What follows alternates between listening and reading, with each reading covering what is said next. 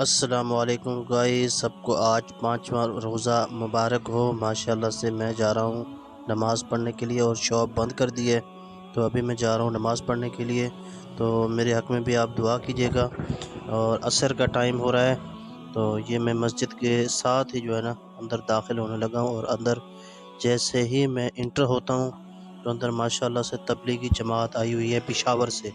تو یہ بیان جو ہو رہا ہے، اس کے بعد اب میں گھر آ گیا ہوں، تو سحری روزہ کھولنے کے لیے پکوڑے سموسے وغیرہ لے کے، تو اس کے بعد جیسے ہی میں اندر انٹر ہوا تو بچوں نے مجھے گھیر لیا۔